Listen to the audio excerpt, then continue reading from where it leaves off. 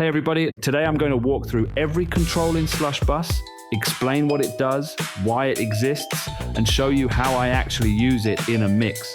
SlushBus is not a traditional compressor. It's not trying to hit a ratio or a threshold in the way most compressors do. Instead, SlushBus looks at the movement inside your audio, creates a target behavior, and continuously pushes the signal toward that target. That means it can behave like compression, it can behave like expansion, it can create pumping, it can remove pumping, it can exaggerate transients, or it can flatten them. And the easiest way to understand it is to watch the gain graph while you listen. So let's start from the top left and work through everything. Input. The first control is input. This simply adjusts how hard the signal hits the detector and processing engine. If you're feeding SlushBus a very quiet signal, increase input. If you're feeding it a very hot signal, reduce input. In general, I try to leave this near the center and only adjust it when the detector isn't responding the way I expect. Target. Target is the destination. At exactly 50%, SlushBus is largely neutral. As you move below 50%, SlushBus starts trying to pull the loudest parts of the signal downward toward the target. Think of it as bringing peaks under control. And the further below 50% you go, the more aggressively SlushBus tries to reduce those louder moments. As you move above 50%, SlushBus does the opposite. Instead of pulling peaks down, it starts lifting quieter material upward toward the target. Think of it as bringing softer moments forward. The further above 50% you go, the more aggressively SlushBus tries to raise those quieter sections. So a useful way to think about target is below 50%, bring the loud parts down. Above 50%, bring the quiet parts up. And right around 50% is where SlushBus transitions between those two behaviors. Once you've chosen which direction you want to move, use strength to determine how strongly SlushBus pushes the audio toward that target. Strength. Strength controls how aggressively SlushBus chases the target you've chosen. If target is below 50%, strength determines how hard SlushBus pulls peaks downward. If target is above 50%, strength determines how hard SlushBus lifts quieter material upward. At lower settings, the effect is subtle. At higher settings, SlushBus becomes much more determined to reach the destination you've set with the target control.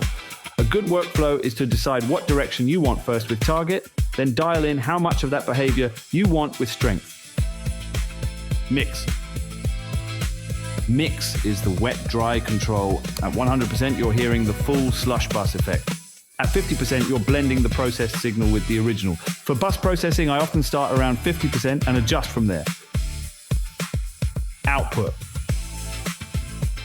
Output is simple make-up gain. Once you've dialed in the behavior you want, use output to level match. Always compare processed and unprocessed signals at similar volumes. Louder almost always sounds better, even when it isn't. Max boost. Now we move into the gain limits. Max boost controls the maximum amount of positive gain SlushBus is allowed to apply. If you want aggressive swelling and upward movement, increase max boost. If you want subtle behavior, reduce it. This acts as a safety rail and prevents excessive gain increases. Max reduce. Max reduce does the opposite. It controls how much attenuation SlushBus is allowed to apply. Lower values create gentler control, higher values allow much deeper movement and more dramatic pumping effects. Together, max boost and max reduce define the boundaries that SlushBus can operate within. Attack. Attack controls how quickly SlushBus responds. Short attack times grab transients immediately. Longer attack times allow the front of sounds to pass through before gain changes occur. For drums, slower attack settings often preserve punch. For pads or sustained sounds, faster attack settings can create smoother control. Release. Release determines how quickly gain returns to normal. Short releases create energetic movement. Long releases create smoother and more natural transitions. A lot of the character of SlushBus comes from the relationship between attack and release. If something feels nervous or twitchy, increase release. If something feels slow or lifeless, shorten it. Envelope lag. Envelope lag is one of the more unique controls. Instead of changing the speed of the envelope, it shifts the envelope in time. This can allow transients to escape before the gain change arrives. Small adjustments here can dramatically change the groove and feel of the processing. This is one of my favorite controls for drums. Threshold. Threshold determines how different the input and target need to be before SlushBus begins acting. Lower threshold settings create more activity. Higher threshold settings make SlushBus more selective. If the plugin feels like it's constantly moving, raise the threshold. If it feels inactive, lower it. Soft knee. Soft knee determines how smoothly SlushBus enters gain reduction or gain increase. At lower values, the transition is sharper. At higher values, the transition becomes smoother. For transparent work, I usually increase soft knee. For aggressive effects, I often reduce it. Low pass. Low pass filters the detector path. This determines which frequencies are allowed to influence the processing. Lower settings focus attention on low frequencies. Higher settings allow more of the spectrum to participate. High pass.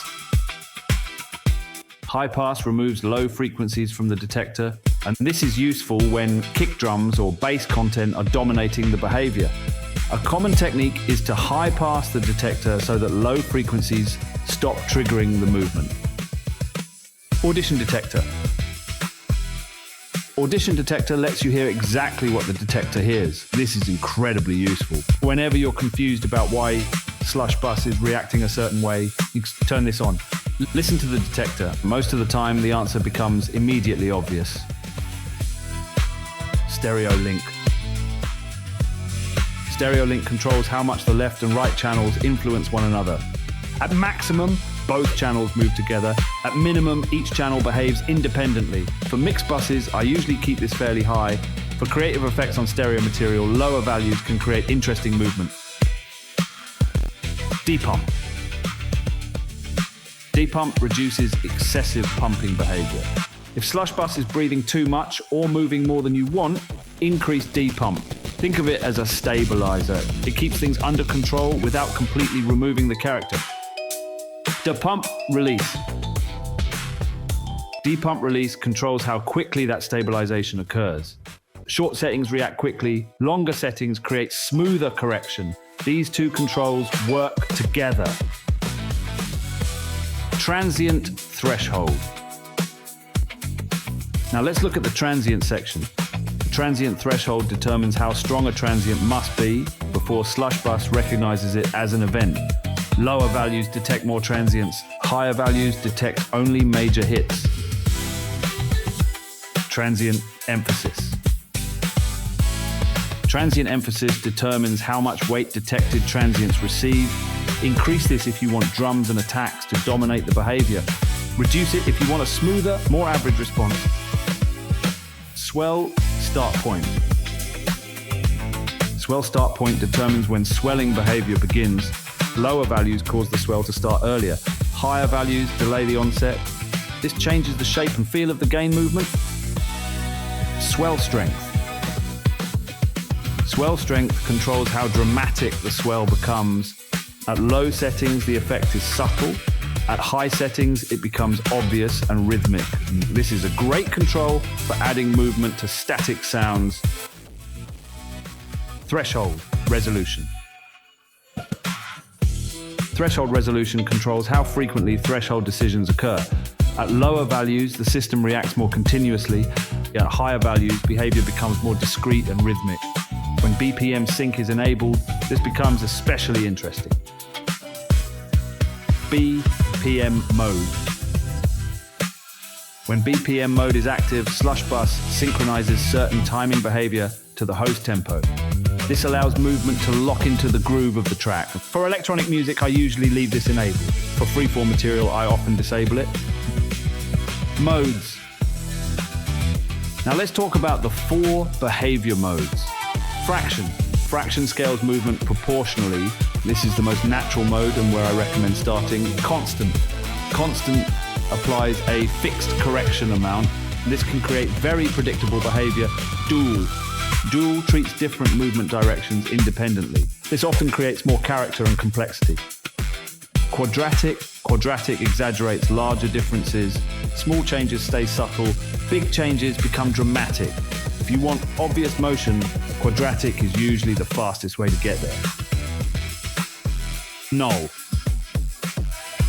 Null lets you hear what SlushBus is changing, and whenever you're wondering what the plugin is actually doing, engage null. You'll hear the different signal directly. This is one of the fastest ways to learn the plugin. Visualization toggles. The remaining buttons control what appears on the graph. Show input displays the incoming signal. Show output displays the processed signal. Show delta displays the difference between the two. Show gain displays the gain being applied. Show target displays the target behavior. Show threshold displays threshold activity. Show transient displays transient detection events. And these aren't just visual aids. They are one of the best ways to understand what SlushBus is thinking. That's every control in SlushBus. My recommendation is to spend 10 minutes with null enabled and the visualizers turned on. Watch what happens. Listen to what changes. The fastest way to understand SlushBus is not by looking at the knobs. It's by hearing what each knob adds and removes from the signal. And thanks for watching. And if you haven't already, download the demo and try it on a drum bus, bass bus, or full mix. I'll see you in the next one.